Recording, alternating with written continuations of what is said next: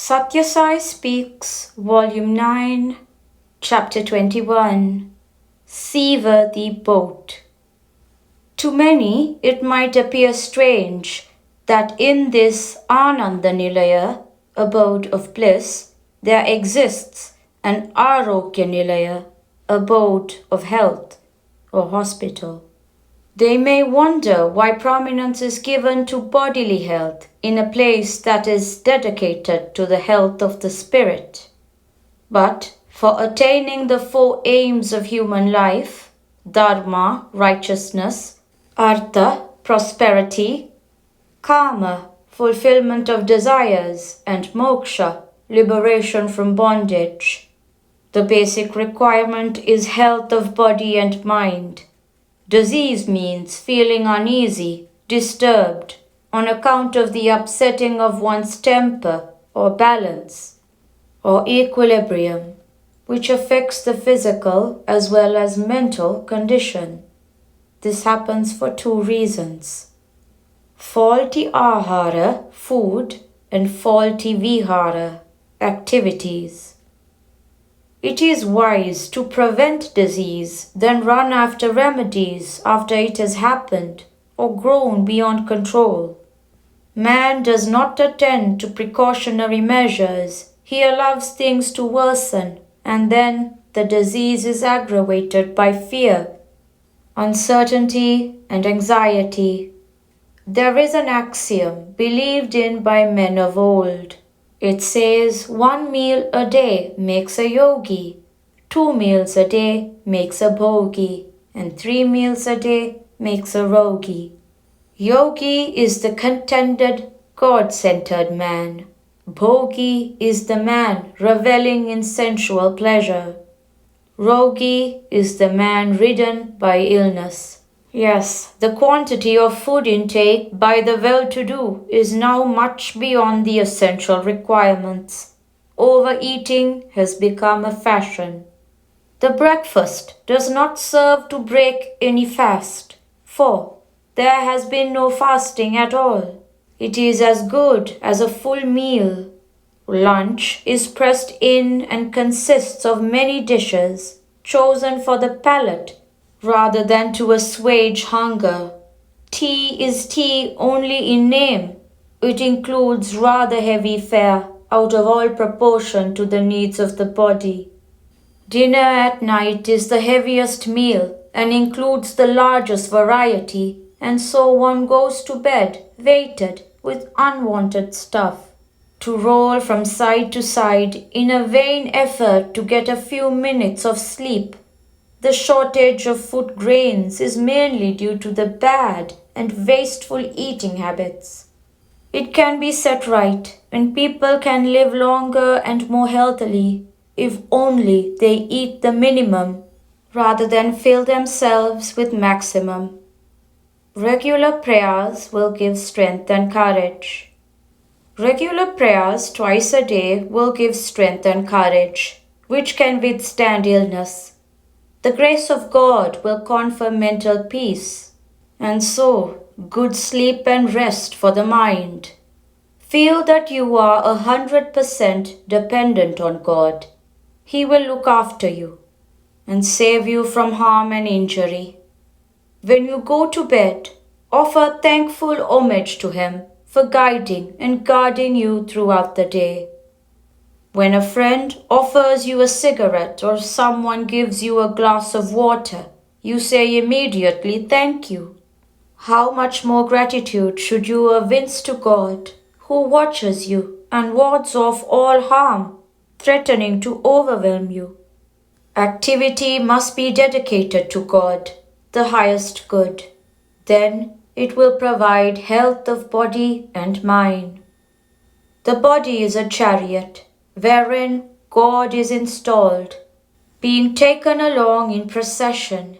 Let us consider some points on which we have to be vigilant in order to avoid breakdowns on the road. Fast 1 day in the week. This is good for the body as well as for the country. Do not eat a dozen plantains, half a dozen puris, and drink a quart of milk and call it a fast. Take only water, so that all the dirt is washed away. Do not crave for fruit juice or other liquids. Even physical machinery is given rest. They cannot run forever, continuously. What then shall we say of this delicately organized human body? It is not a sign of culture to overvalue the body by overindulging in its whims. It is a sign of barbarism. Birds and bees have better eating habits. The older generations in this land used to take some quantity of rice soaked in curds. That was the first meal in the morning. It is good sattvic food. Or they drank some ragi gruel, which is equally good. Cattle are better. Dogs have better eating habits. If a dog has fever, it will refuse food. But man ignores even the warnings of the doctor and eats on the sly. Through dieting alone, birds and beasts set their health all right. But man lives on tablets and pills and injections. After venturing into forbidden realm, so far as eating and drinking are concerned, drink large quantities of water, boiled and cooled, not during meals, but sometime before and after. Only the healthy person can afford to forget the body and dedicate his thoughts to God and derive ananda therefrom. The mind is the 11th sense, and, like the other 10, one must reduce it to the status of an obedient instrument in the hands of the intellect. Eat at regular intervals according to a well-established timetable. Move about and fill the day with activity so that food is well digested. Develop biting hunger before sitting down for a meal. Now many do not know what it is like to be hungry or thirsty. Wait until you get the call before you load the stomach again. The rich are under a great handicap in this respect, and women who are petted so much that they feel physical work to be demeaning. Contentment is the best tonic. Illness is the inevitable result of idleness and indulgence. Health is the inevitable consequence of a tough, hard life. If everyone decides to carry on all personal services themselves, rather than depend on servants or helpers, the health situation will definitely improve and hospitals will have much less work. Keeping the mind fixed on God and good ideas also helps health. Keep the eye, ear, tongue, hands and feet under restraint. Don't read enervating or exciting stuff. Do not attend film shows which exhaust or inflame the mind. Don't lose faith in yourself. You are the divine encased in the body. Contentment is the best tonic. Why inflict on yourself the disease of greed and consume tonics to get strength and to hanker further? Use the body as a boat to cross the ocean of life with devotion and detachment as the two oars. Do not spend much thought on the body. Some people are worried about their health and they are never satisfied with the care they bestow on the body. Be in the sun. Let the sun's rays penetrate into the home. Let them fall upon the body for some time. Let them warm and illumine clothes and food. That will suffuse them with health. There are some who are puzzled at the sight of a hospital here. They imply that everything here should be done through some miracle or some strange, inexplicable manner. It also implies that no one who has come here should fall ill or die. I have no desire that you should live or fear that you may die. It is you that decide your condition. All have to die sooner or later. No one will be anxious to have the same dress on for years and years. Death is but the casting off of old clothes. Even avatars have to leave their body when their task is fulfilled.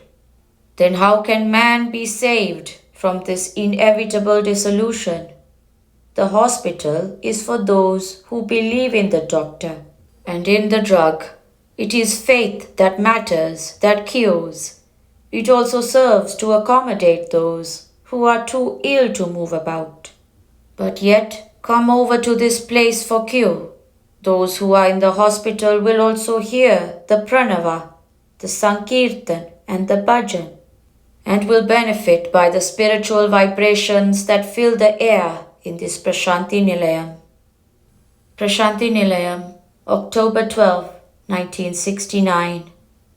You should cultivate an attitude of inseparable attachment to the Lord, who is your very self. If He is a flower, you should feel yourself a bee that sucks its honey. If He is a tree, be a creeper that clings to it. If a cliff, then feel that you are a cascade running over it. If God is the sky, be a tiny star that twinkles in it. Above all, be conscious of the truth that you and He are bound by supreme love. If you feel this acutely, not with the gross intelligence but with the subtle intelligence, then the journey will be quick and the goal can be won. Sri Sathya Sai Baba.